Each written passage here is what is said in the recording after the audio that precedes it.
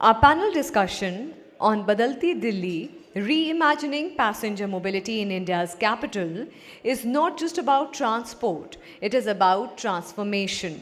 From congested roads to smart mobility solutions, from fuel driven vehicles to a greener, cleaner future, Delhi today stands at the crossroads of innovation, policy, and sustainability. Passenger mobility is no longer just about getting from point A to point B. It is about efficiency, accessibility, affordability, and environmental responsibility. And at the heart of this transformation are multiple stakeholders, policymakers, industry leaders, and innovators, working together to redesign the way the city breathes, moves, and grows.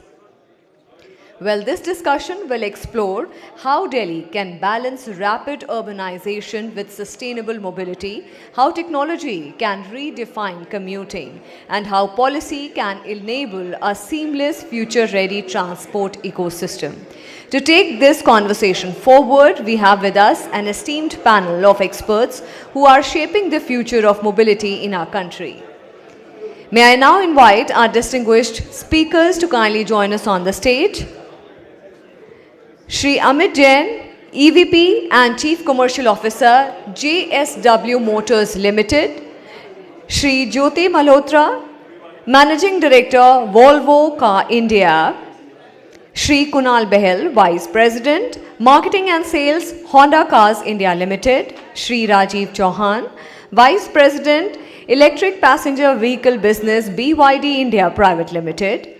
Shri Saurabh, Vatsa, Managing Director, Nissan Motor India Private Limited. And this session will be moderated by Shri Shailender Luthra, Chairperson, FADA Delhi and Dealer Principal, Brite Autowheels Private Limited. I request you gentlemen to please join us on the stage.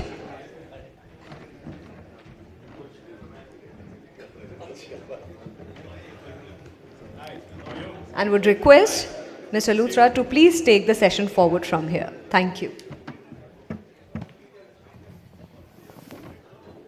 Good evening. Once again, welcome to FADA Vyapar Dilli with the theme Badalti Dilli. At the outset, I thank the august gathering next to me for having spared this having spared their valuable time in this rainy evening and joined us to give us an insight or give us their perspective on actual changing Delhi, which would be Badalti Dilli.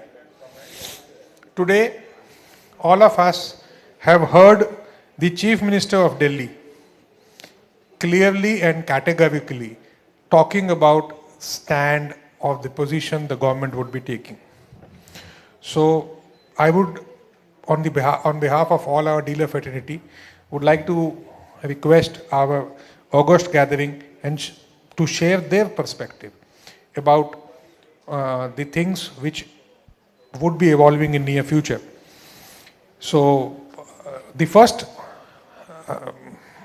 question that comes to mind is, how can Delhi be cleaner, smarter, and more future-ready passenger vehicle market while continuing to support growth, consumer choice, and ease of transition for all stakeholders?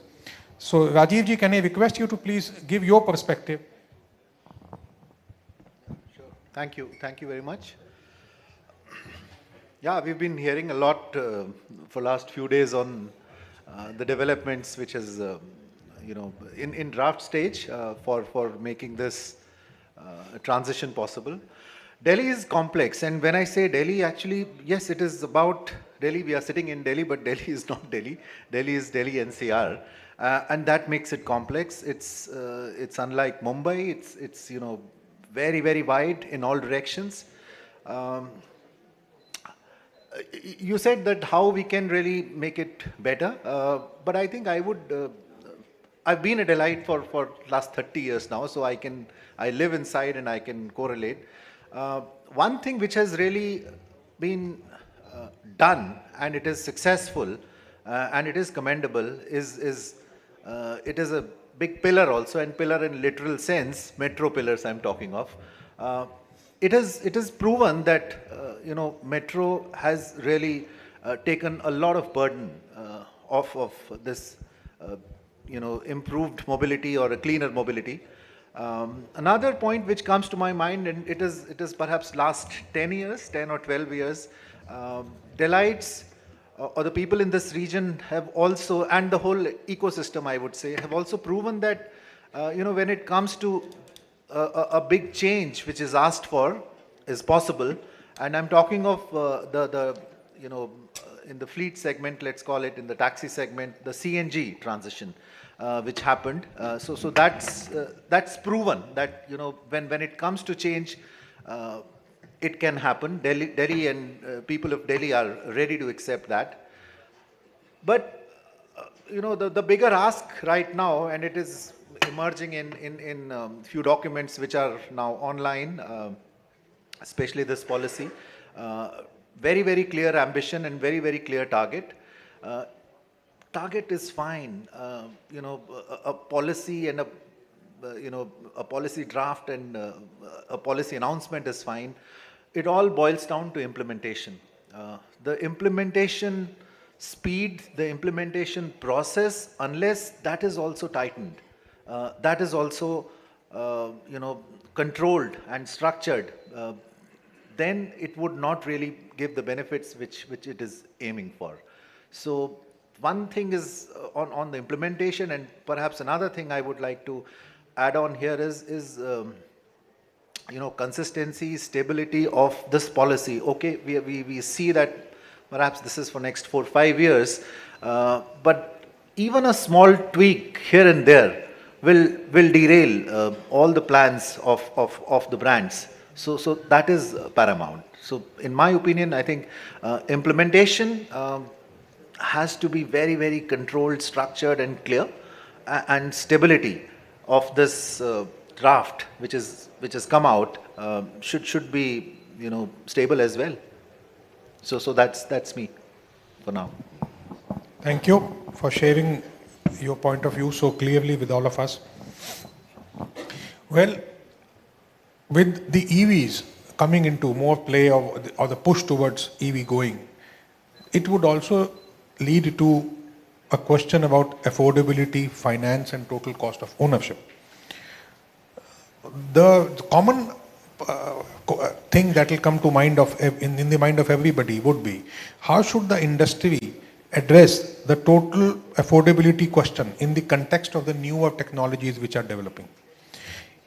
Is the conversation shifting from upfront price to lifetime ownership economics? And how can that transition be better communicated by the dealership fraternity to the customers who approach us? Jyoti ji, can you please throw some perspective on this? So I think first of all, thank you for having me here. I think the topic today is regarding Badalti Dilli. And in that context, when you talk about total cost of ownership, I believe that has been the case always. I think it is nothing new that we are talking about. Only thing that is changed is now there are newer technologies, newer powertrains. Earlier, it was a simple calculation in terms of, okay, there is a particular engine, ICE, or whether it was petrol or diesel, and you could really convert initial cost of ownership and then add back the maintenance cost, resale value, and then you arrive at a TCO.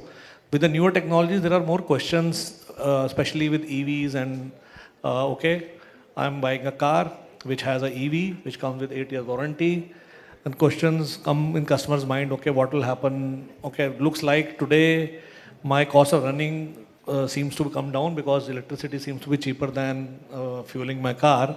But what happens to my battery after 8 years, 10 years? So I think what is required, although overall, yes, I think EVs will offer a better TCO. But I think the challenge here is how do we educate the customer in terms of making them understand? Because today there are a lot of questions with regard to what happens to battery after 8 years, 10 years. One way which is being done in many countries and probably will happen here in India as well is what is called as a battery health certificate or a battery passport. and it is being now implemented in Europe, and I'm sure it will come here also. Because that gives a assurance back to customer that, because I think this question needs to be answered. Okay, after 8 years, I end up saving so many lakhs on my fuel, but then I may be required to buy a battery which is just sort of cost me like crazy. Now, how do we address that? So there are two parts. One is obviously, as I said, is in form of educating the customer and making them understand the technology is evolving. The battery may not be required to replace completely. It could be the cell level refurbishment which can be done, and the battery can be restored back. So that is one angle to this. The other is, which many OEMs have already tried, because not everybody runs the car in the same way, is what is now called as a battery as service. So that actually brings down the cost, initial cost of ownership. Although I would say the overall TCO in this case may actually be higher than otherwise, but it gives a peace of mind to customers who are not driving the car to that long. And if you go back, I think, and that has been something which has been used for many years. There are different schemes like balloon schemes, other schemes to ensure that there is a lower monthly cost to the customer. So there is a lot of things which can be done in an innovative way, buybacks or whatever can be done. But I think the biggest challenge is how do we educate the customer with regard to the newer technologies, because newer technologies are still unknown. It's, I think, just few years that EVs have been around. People are not sure about the resale value of the car, so a buyback assurance helps there.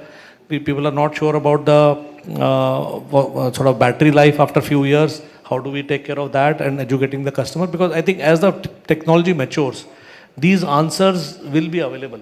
But right now, I think as I think all of us as the industry, we need to ensure that we educate the customer in the right way, so that, because especially for Delhi, I think Delhi faces congestion. I was stuck just outside 20 minutes outside this hotel this evening. I'm sure many of you would see it when you go out now. Suddenly there are heavy rains, and I think this is central Delhi and leading all the maybe leading towards Parliament. So congestion is a big problem, and I think the AQI is another challenge.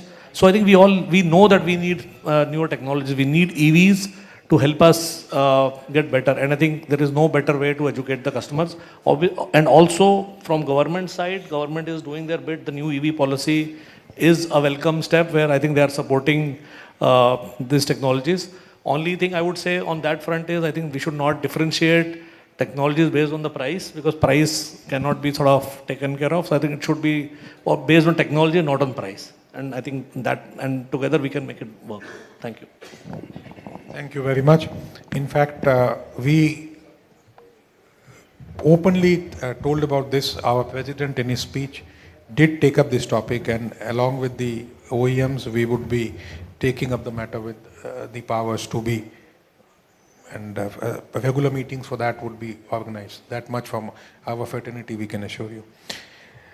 If you read the policy clearly, there are two sectors which are being encouraged to adopt. One is EV, the other is the hybrids, strong hybrids. So which means that these are the two sectors which are being sought after or promoted by the government. So which comes to a question, Amit, this question is for you, where it says, how do you see the future of power-train mix in Delhi? Like, we have heard that you have joined a company which is bringing a bouquet of all types of power-train. Would you see how do you see the roles of EVs, hybrids, CNG and ICE engines evolving in Delhi over the next 3 to 5 years?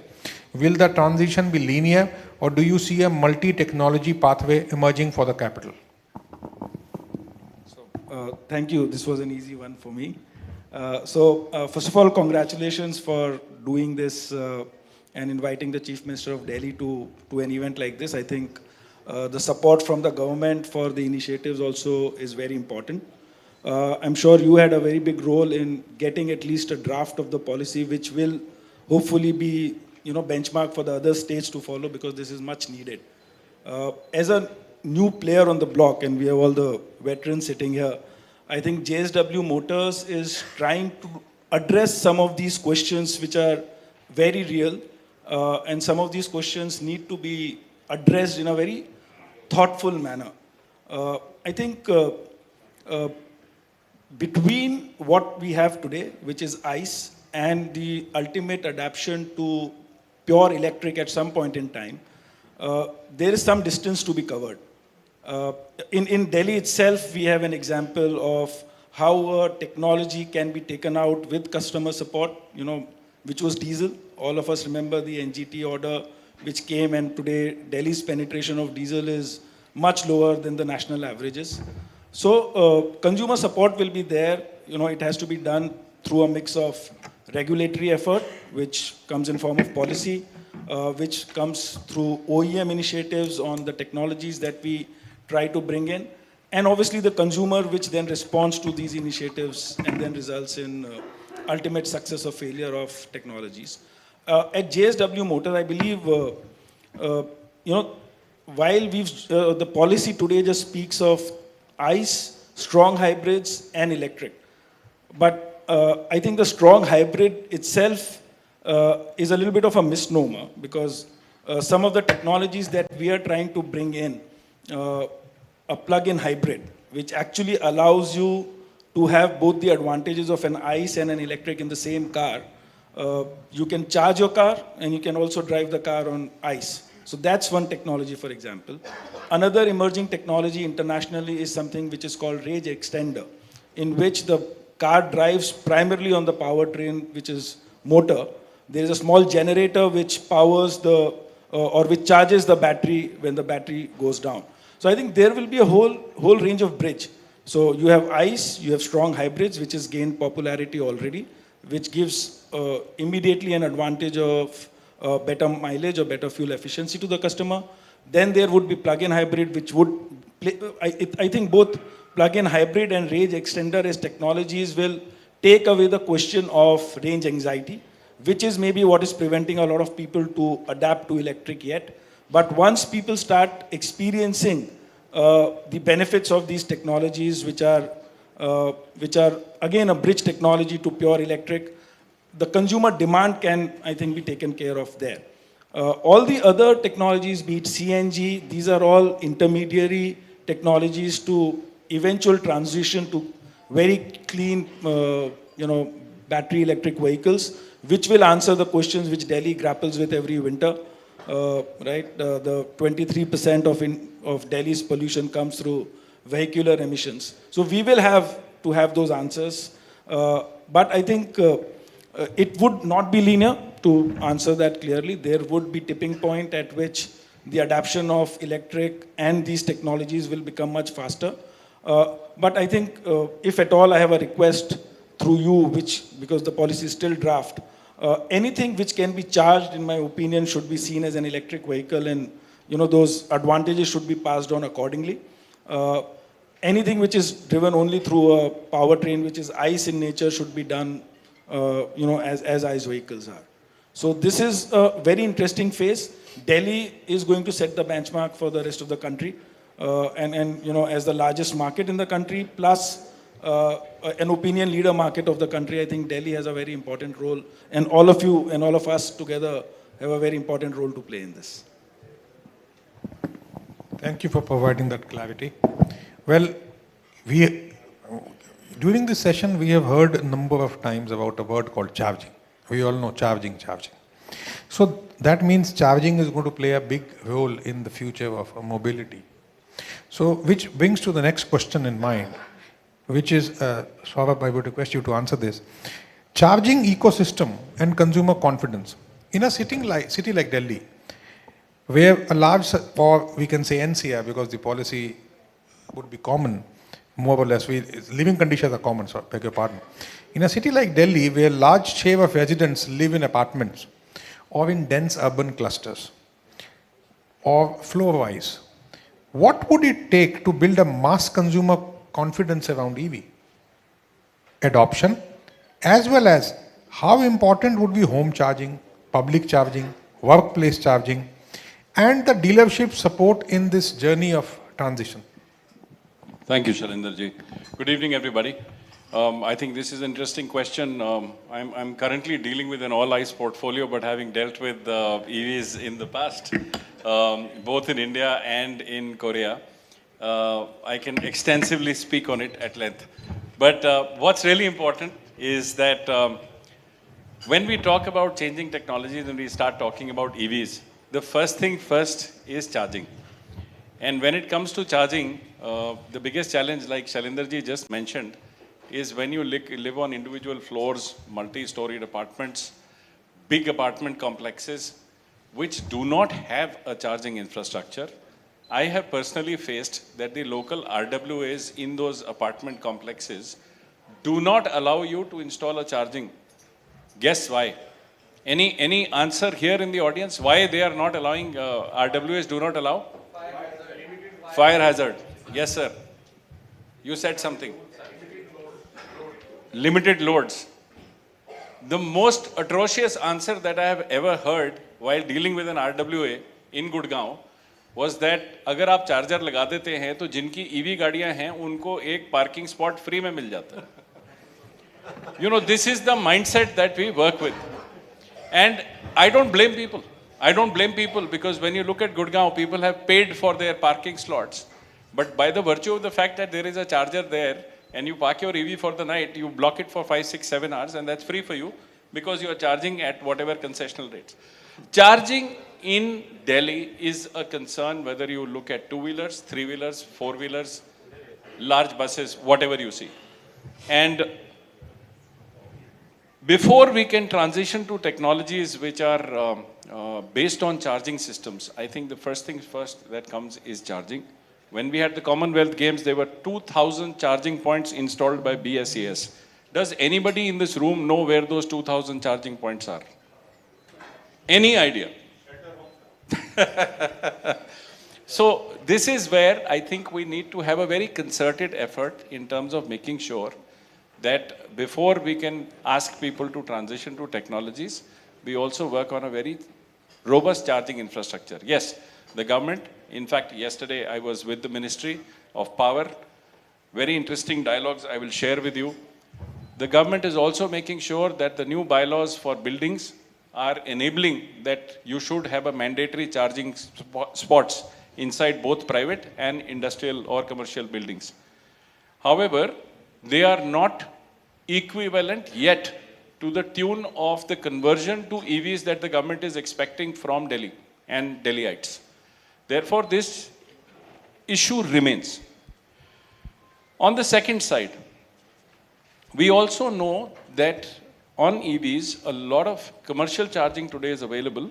However, it is only on subsidized home charging where EVs on a per kilometer rate basis start making commercial sense to people who buy them. And that is why, Shailender ji, when a lot of people were asking that how do we explain this to the consumer, it is very difficult. Have you ever, any one of you, tried to explain this to a consumer? It is very difficult because they don't want to understand it. On the other side, the government made a serious shift to CNG and converted all commercial vehicles to CNG in Delhi. This happened over the last 10 years, correct? All of you transitioned to commercial vehicle sales on CNG. Today the government is saying all those CNGs need to go away and they have to be replaced by EVs. These kind of mandates cannot drive consumer decisions, cannot drive the investments you have made. You have made investments in infrastructure. The consumers have purchased those. It is very difficult for a consumer to transition technologies so easily. That means anybody who's bought a three-wheeler, anybody who's got a commercial taxi, anybody who's got a private CNG vehicle will tomorrow be forced to move to another technology. It cannot be by force. And I think Delhi has never changed by force. Since inception, Delhi has never changed by force. Delhiites have never changed by force. Therefore, I think it's a very crucial discussion where we are because today the government, and by the way, this is what I was telling you about the discussions we were having with the government yesterday. We already have E20 fuel in Delhi. The government is wanting to move towards E21 in a very short span of time, given the energy situation because of the West Asia crisis, the Middle East crisis. The government is wanting to transition to E21 very quickly and perhaps to a E25 in a shorter period of time right after that. And today we are already discussing a E45 or a E85 fuel for the country. There are 400 stations across the country, 400 fuel filling stations across the country, where you know what you get? You get 100% ethanol. 100% ethanol. There are 400 stations in the country. And according to the circles in the government, in the next 2 years, the government is aiming at 5,000 such stations where you are going to get 100% ethanol. That means what? That means the transition towards an E85 or a E100 is not too far away. The government is also considering flex fuel vehicles for India, which means that, like I heard my panelists say here, it's not going to be a single tech which is going to be the solution for a city like Delhi. It will be multiple technologies, to each according to his own pocket and according to his own understanding of what he or she wants to do. And I think that is where I will go back, because it will be a mix of what is going to happen to fuel stations. Some of you own fuel stations.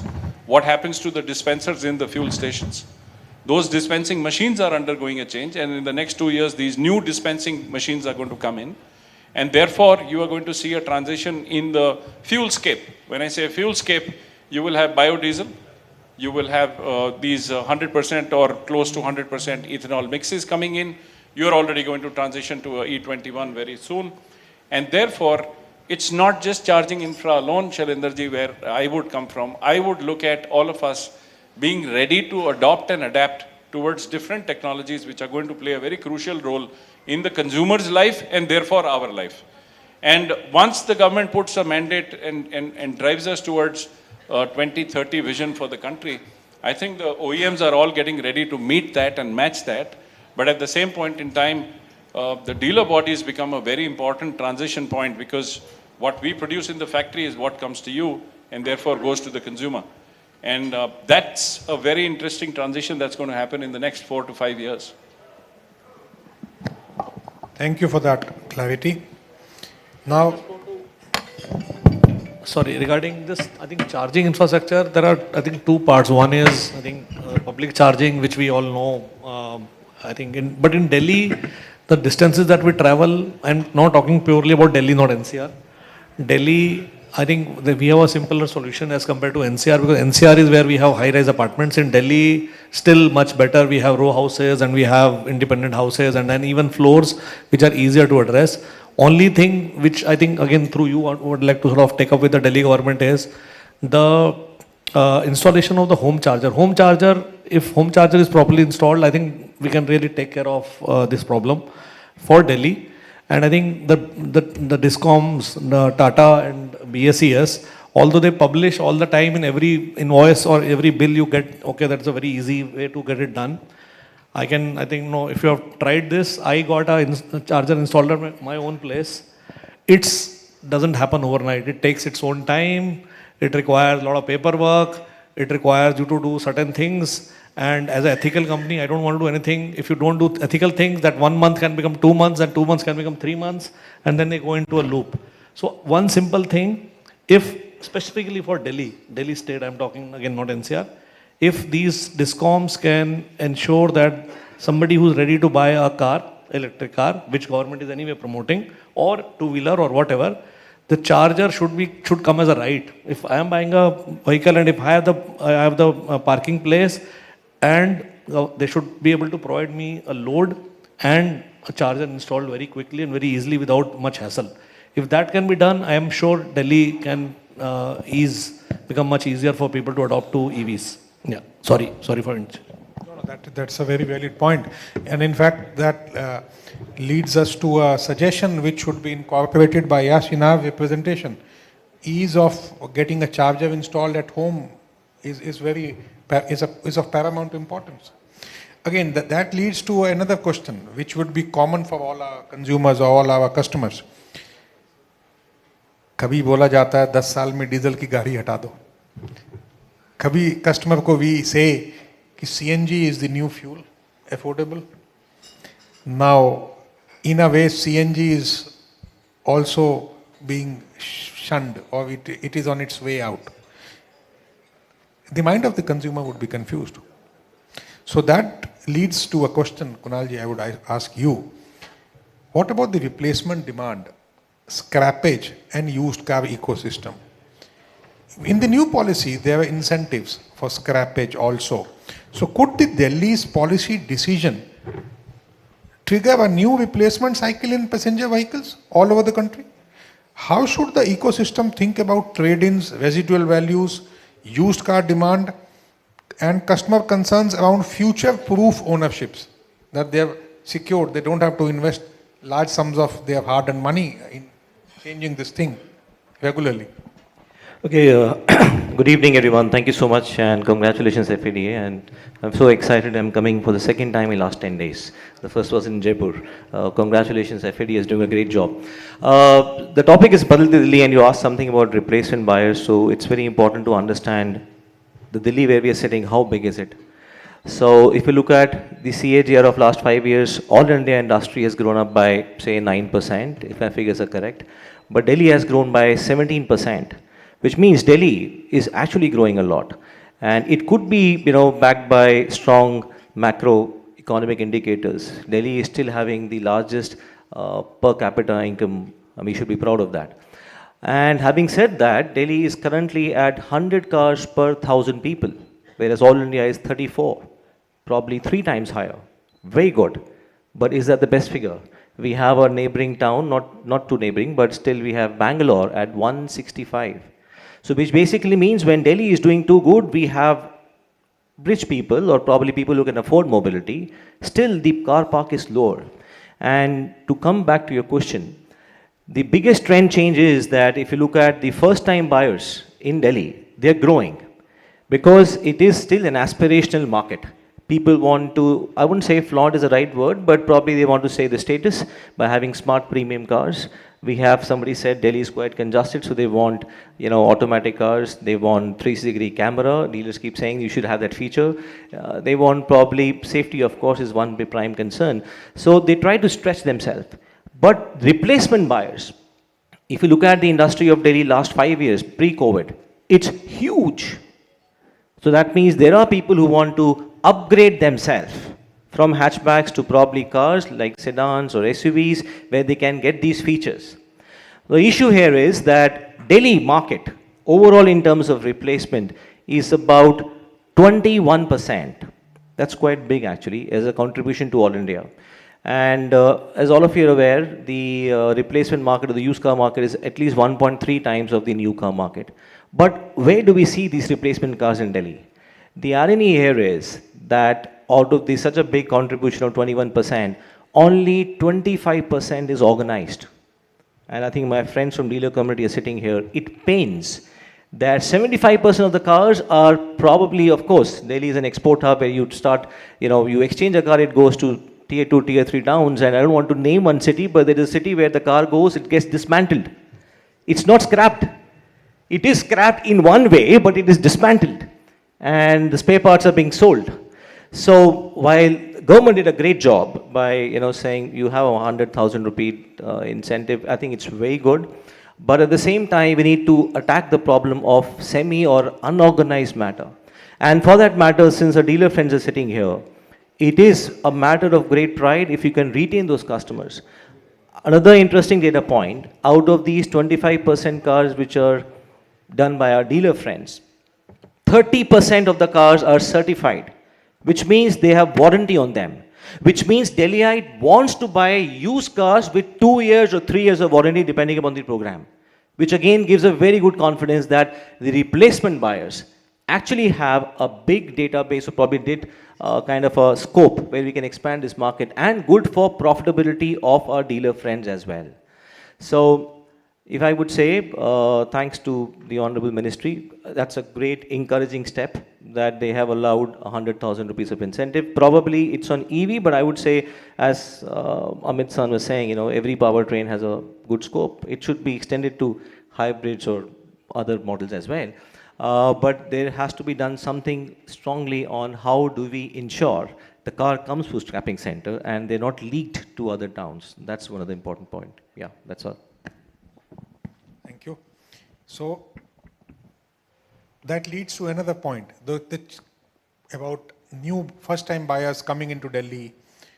Aspirations are different from ages. So that seems leads to a thought that the Delhi consumer, is he changing? Are they changing? What is the change that is driving this in the entire city? So what is the solution that a customer is looking at? Are they looking at technology adoption, sustainability, awareness, operating costs? What are the expectations from a personal mobility vehicle that the consumer is buying? These are the thoughts which would be coming across everybody's mind. So, Saurabh, can I have your thoughts on this, please? I think, Shailender ji, again, a very interesting question, because a large part of Delhi's population, of course, is one which has kind of lived in Delhi for long periods of time. But it's also a very large population in NCR is transient. It comes for work, it stays for work. There are people who come and do their job here, they get transferred and they move out of the city. The one thing I think which before the consumers can actually get to the showroom is the road infrastructure itself. And when you talk to the consumers, all the consumers today, including ourselves, when we turn to the consumer shoes, like the panelists were also mentioning, the road conditions in Delhi are not conducive to expanding more and more and more traffic in Delhi. And I think the one thing that Delhiites love, and that's the love of the consumers, गाड़ी जहाँ तक पहुँच सकती है वहाँ जानी चाहिए. अगर वो अंदर आ सकती है तो अंदर आनी चाहिए. गाड़ी हम छोड़ नहीं सकते, right? We refuse to walk. Regardless of the climate or the weather, we refuse to walk. And I think when we say the consumer is changing, I think the consumer is fast adapting to the situations that we have in Delhi. The consumer is not really changing as such. I mean, he's trying to deal with Delhi and Delhi's infrastructure. And this is becoming a very interesting situation, because जिन घरों में पहले एक scooter हुआ करता था, आज उन हर एक घर में 5 गाड़ी खड़ी. And we are fighting with the government on trying to give us a parking spot. How do we deal with this? So then we say the consumer is changing. And when the consumer is changing, obviously he is trying to get the best deal in a city like Delhi. He is also trying to deal with the traffic. He is also trying to deal when the rains happen and you have flooded roads. He is also trying to deal with that. He is also trying to deal with what my panelists were just saying, that there is no clarity on whether his car will last for 10 years or 15 years, or the next technology will be announced in next 2 to 3 years or 4 years, and then again he'll have to plan what comes next. So there are multiple things that Delhiite today is dealing with, and I think consumer is a very broad-based term. Each of us here in this room are dealing with different types of vehicles, different categories of vehicles, and you are seeing it yourself that in this situation today, many times we are noticing that consumers who would have perhaps bought a bigger car are shifting to a smaller vehicle. As perhaps looking at a second vehicle at home, they are shifting technologies, and many of my colleagues here are dealing with those technologies. This is a mindset which is emerging. And this is where you see a lot of alternative technologies are also being adopted with too. But at the same point in time, I think as FADA, and Shailender ji, this is back to you. While we are talking as FADA to the government, what is really important is that we start discussing infrastructure upgrades, not just vehicle technology upgrades. Vehicle technology upgrades, I can assure you, we'll deal with. And we'll provide you with whatever you are looking for. But infrastructure technology upgrades in a city like Delhi are becoming more need of the hour. Any one of you knows that where are we going to park these vehicles that we're going to sell in the next 5 years? Every month we are putting vehicles, all of us put together in a city like Delhi. Where are we going to park them?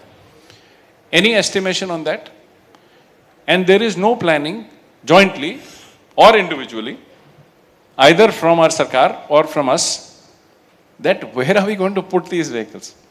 And that is where, the government comes back and says congestion, traffic, pollution. 23% was the pollution that my colleague here quoted from vehicular emissions. Once that is proven by CAQM is likely to come back and mandate even more stringent conditions, either to shift technologies or to reduce the number of total vehicles in a city like Delhi. Therefore, a scrappage may be at a lower age of a vehicle. So when we say consumer badal raha hai, I think consumer nahi badal raha, hum usko badal rahe hain. And the situations around him, we are mandating him to change, to adapt to what is happening in our environment. And I think this is becoming a more critical issue, and there are multiple forums where this is being discussed. Safety is a concern, pollution is a concern, parking is a concern, safety of the vehicle during the night is a concern. Delhi is one of the cities where one of the highest number of thefts are happening. There are multiple concerns which are coming up, and I think the consumer is not just changing by himself, Shailender ji, but also by the dynamics of the environment around us and what is happening in the city of Delhi or maybe the NCR. I just would like to add a little bit here. Trying to connect a few things which has been said. I'm sure all my panelists are fully aware of that, but a little bit of education, let's call it. It's in numbers, so should not be that difficult. Amit spoke about some technologies which I would like to elaborate, and there is a need of the hour from our dealer friends also. Only then it can really, help us eventually.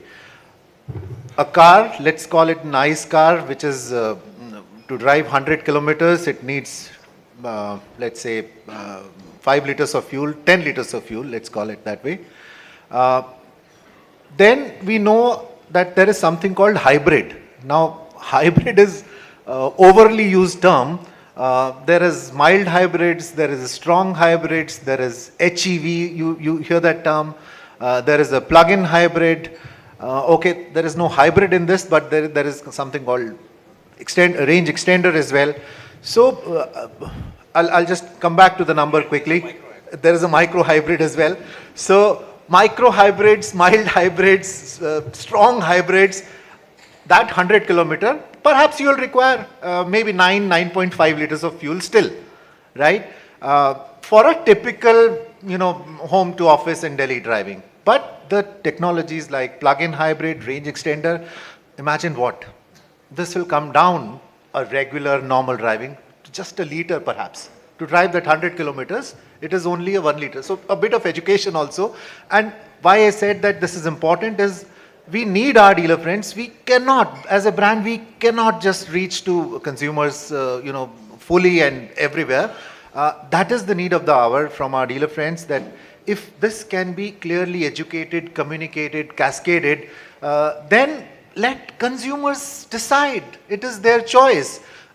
The big questions which Saurabh posed are indeed big questions. But again, those questions needs to be answered, jointly. I think it's very difficult. Forward-thinking planning, I mean, in many countries and in many municipalities, it is 25-year, 40-year town planning. But here we are living in, 5-year cycles. 5-year cycles, I would give it that way.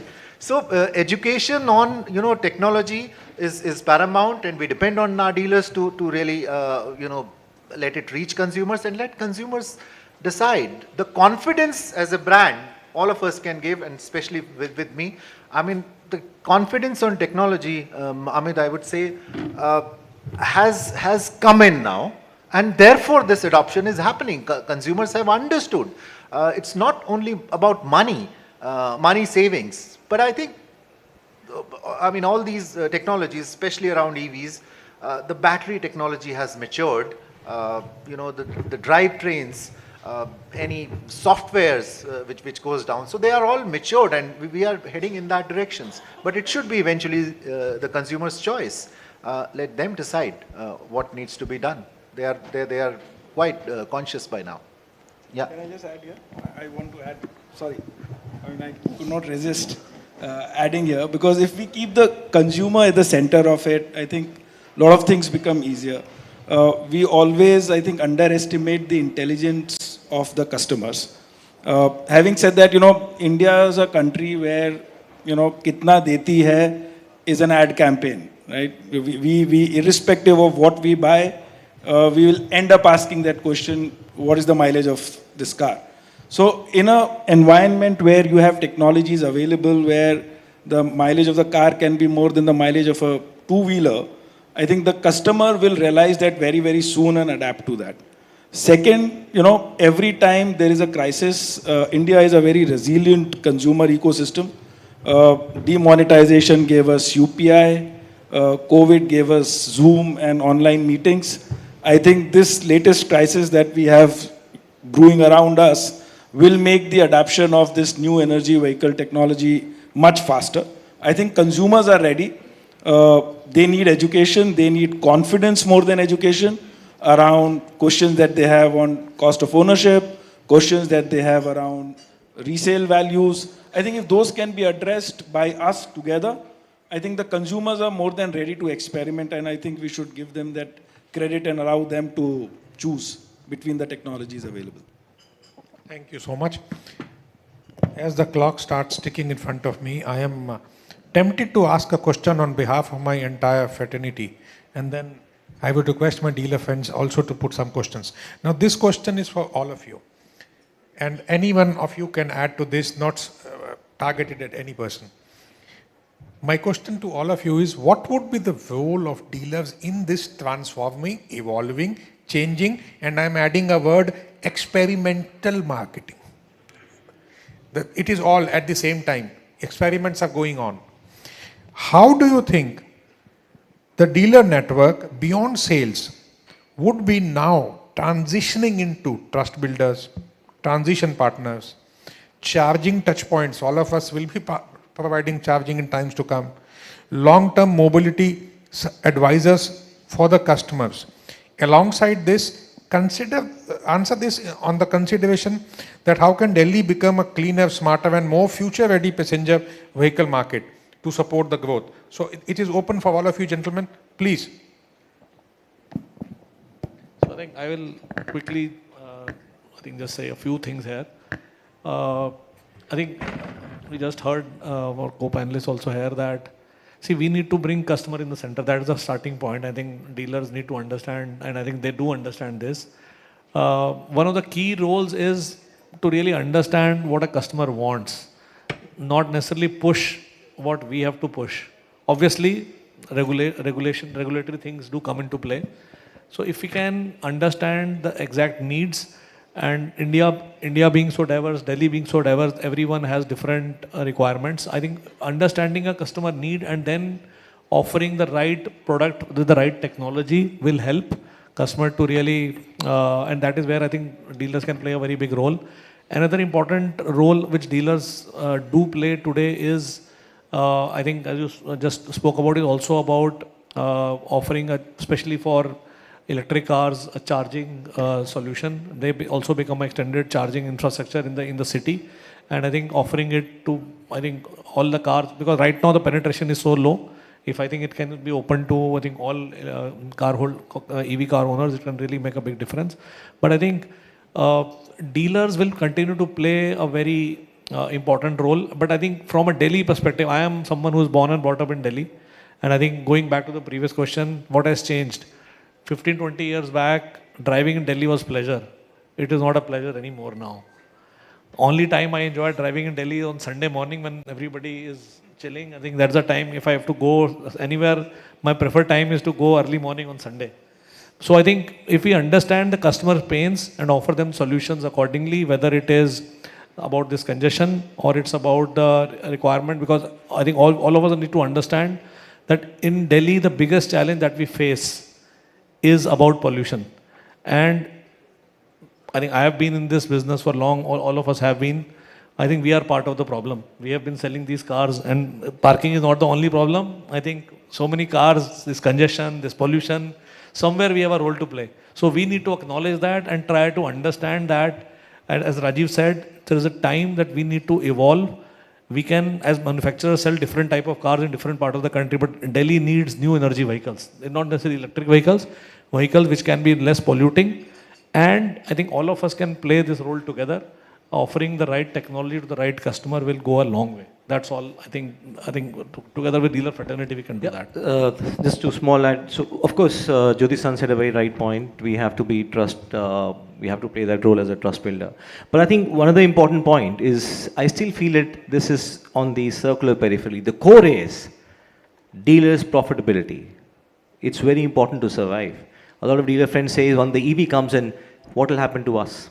So I think the core point to understand here is, gone are the days where we sell once in a year and probably 2 times a year we do a servicing. That's not going to help you sustain your expenses. The most important point here is the life cycle business. Somebody said, it's 10 years or 15 years.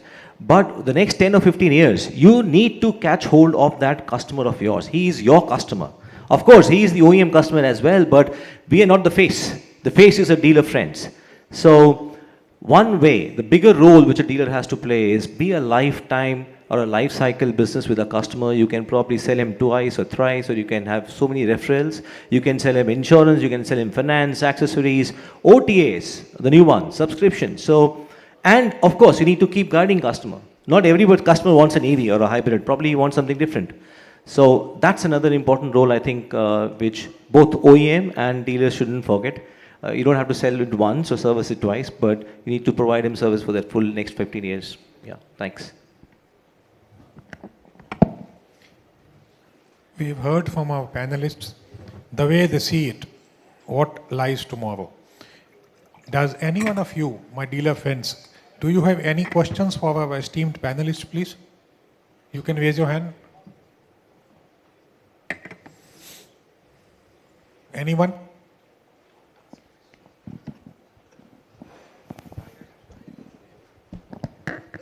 Hello, I am Udit Bagga from Bagaling Group. So everybody said everything is about customers, like what they want. But as if I think what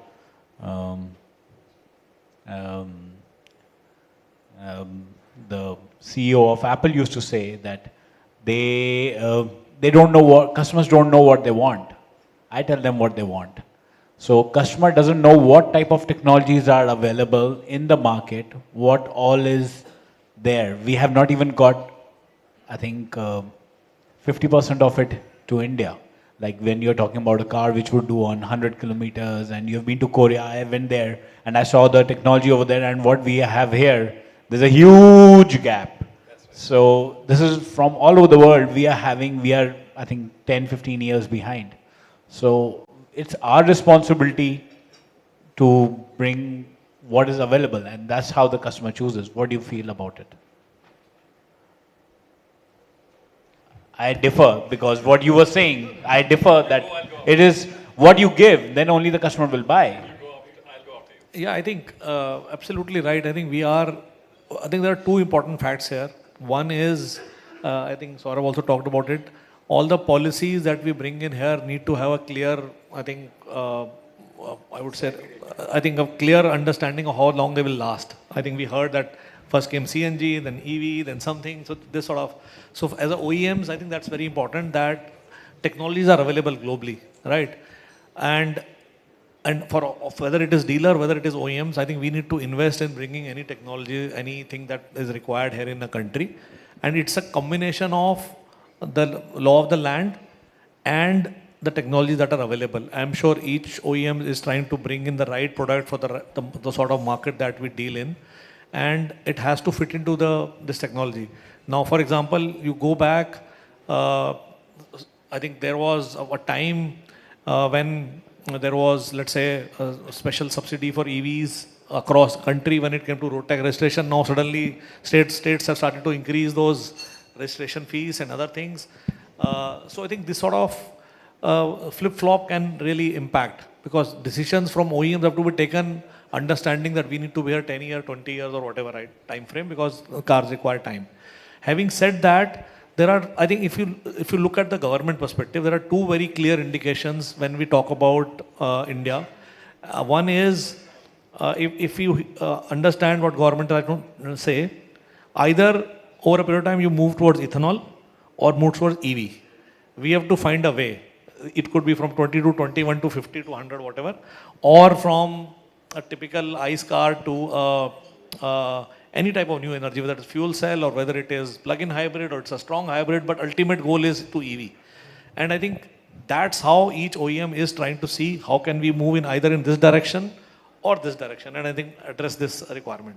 So it's not about what customer wants, it's what the government is directing. No, I think customers want it because in India the challenge is about these things. But I think we are, despite having, let's say, 100 penetration per 1,000 in Delhi, we are already facing a big challenge. So I think customers, obviously, if you ask a customer want the most fuel efficient car, the lowest cost of ownership at the cheapest price, right? Now, what the best fit that you can provide, given the, I think everything around is the best we can together. I think with dealers and us, we can provide. Can I just add one thing?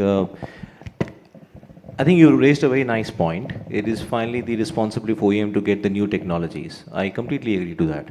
And but I think there's another perspective how the Indian market is growing. I still remember the times when Honda launched the CVT, which is continuously variable transmission, a notch above the automatics. And a lot of dealers and a lot of customers and a lot of media friends said, why have you got a CVT which is 1.5 lakh expensive than a manual transmission? And trust me, that time the CVT penetration was only 5%. Probably the automatic penetration was like that.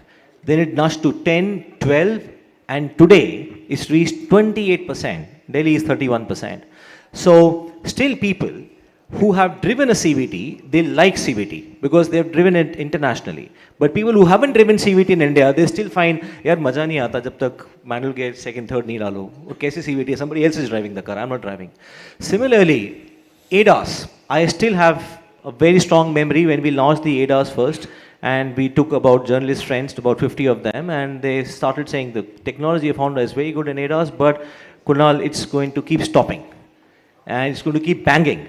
Indian customers are still not ready for it. I mean, it's okay, you've launched it to make a statement, but it's not ready. But I would like to defy that. Today, almost all cars which Honda has, maybe Elevate has 75% customers buying ADAS. In Amaze, which is still a lower C segment, very proudly 52% customers are buying ADAS. So to answer what you said, yes, it is the responsibility for OEM to get the new technology which globally are being used. But it has its own cycle. How nicely can the consumer adapt to it? And I think it's a game of patience. You need to be patient by investing in technology and how soon they can adapt. But definitely, India as a country is growing, and I'm sure very soon you will see more technologies coming up in India. Yeah, thanks. Just a question from me. Okay, first of all, a statement. Thanks for all of you all getting together. The moment he got on there, started talking, the Ayatollah and Trump came to a conclusion. They'll open the Hormuz Straits. And you should have done it earlier. Going to a very important thing which is there for the minds of dealers is the cost of investments in dealerships. It's got to a position where it's ridiculous right now. And a lot of it is also to do with CI norms and a few other things which happen there. So please keep this in mind in future dealerships. We need to be really economic on how we set things up. There was a panelist who also talked about the government changing norms every 10 years. We change CI norms even more often. So we probably need to keep that in mind. Make sure we have the right things deployed there and not these fancy stuff. Making sure that the lights you guys want, the tiles we want, is not going to make the life of the customer better. Having the right technician, right skill, and the right spare parts, and the sales force being rightly honed, that's going to help us out. Thank you so much. I think I'll take a quick rejoinder to that. Beautiful feedback. I think he needs a big round of applause because he's actually touched the core of the discussion here. Thank you, sir. That is why he is the national president of our association. No, that's what I'm saying. I mean, this is beautiful. But I would actually say, and this is a family here, a very large family. I think automotive industry is a very egoistic industry, right?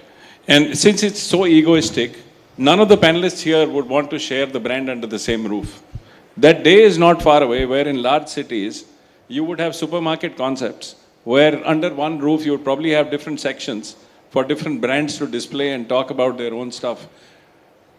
You are absolutely correct. The back ends where you do your workshops, I think it takes a lot of guts for manufacturers to get together and say, okay, we are going to combine our service facilities. Because the service facilities are only so many. I mean, in Delhi, if you go to Okla, there's only so much of service you can do in Okla, right? Every OEM wants to find another new individual space. It is because it's a very egoistic industry. And it's egoistic not by the virtue of the fact, because of the people who are sitting here on the panel. I mean, let me assure you, a very humble set of people sitting here on the panel. I think it's in that state because it's a very, very, very capital intensive industry. It's a very capital intensive industry. And I will discuss with you post the panel about why we don't put technologies in front of the consumers and the other way around. It's a very interesting discussion. But with this capital intensiveness, I think everybody wants to make sure that right from the first piece of panel they put into the press shop to every partner who's out there, the entire identity of that investment is held very tightly together. And nobody wants to, when you open up any facility, you proudly put your name there, right? And you would not want to put any other name shared with. This is because you are also in a very land intensive, capital intensive, INF intensive business. And it's a fact, it's an INF intensive business. Which is where I think it comes from, but you are right, that day is not far away. And now I'm not talking on behalf of Nissan, I mean I'm talking as one of all of us, where we will get to a supermarket concept, because we cannot sustain, for example, in some of the metro cities, the real estate costs will not allow us to sustain independent individual models of business. We will have to get into a supermarket concept. We will have to get into shared per square foot return on investment when it comes to service in a city like Bombay. And that day is not far away. It's just a few years down the line. Maybe, while we are all alive, we will see that, but it's not too far away. Thank you once again. Brilliant point. Very quickly, I know the time is up. Just to add what Saurabh said, in the previous FADA event, Sai-san was there. Rajasthan had a great, proposal where, of course, the land is expensive, but you're trying to build up auto corridors. That's a great answer. Everybody doesn't have to be, as Saurabh said, in Okhla, or probably in Connaught Place, or probably on ring roads. You can always have an auto corridor where all OEMs with different CIs, and pardon me, they can be there, but you don't have to be in poshest locality. So I think Rajasthan, I think you got approval of 5. Oh my God, that's great. 20 cities is wonderful. So I don't know, as head of Delhi chapter, you should move in. And in Delhi as well, you should probably identify certain good locations to point. You have raised a point which I also took a cue from Rajasthan, and in my appeal or my opening remarks, I mentioned that if Delhi were to develop this, we will be giving a representation. Everything will be done at FADA cost through our dealer partners. So we are trying to get this thing, but the situation is fact. Delhi is a city state, and we have a dearth of land. But let's try the best that we could within the limited resources. That brings us to an end of a fantastic session. First of all, I would like to thank our panelists and request all of my dealer partners for a big round of applause for our panelists. Thank you so much, everyone, for that insightful and engaging discussion. Your perspectives have truly highlighted how Badalti Dilli is not just a vision, but work in progress driven by innovation, collaboration, and forward-thinking policies. For the felicitation of our panelists, I would request Mr. Manu Khanna to please come forward.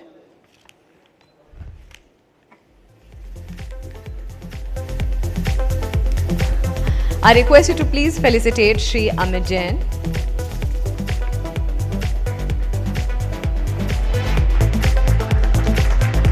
Ms. Bhavna Chaudhary, please come and join us on the stage.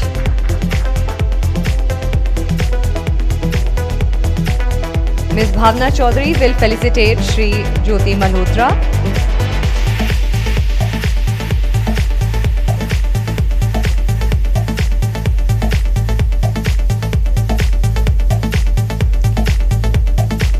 Mr. Amin Rahman, can we please have you on the stage?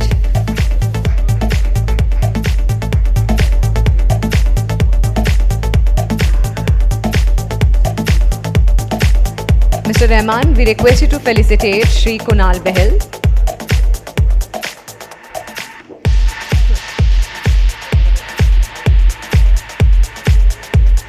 Srimati Garima Mishra, can we have you on the stage, please?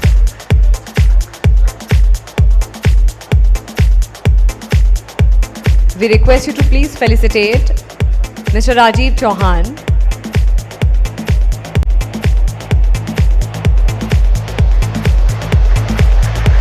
Srimati Nupur Saxena Arora, can we please have you on the stage? And request you to please present the memento to Mr. Saurabh Vatsa.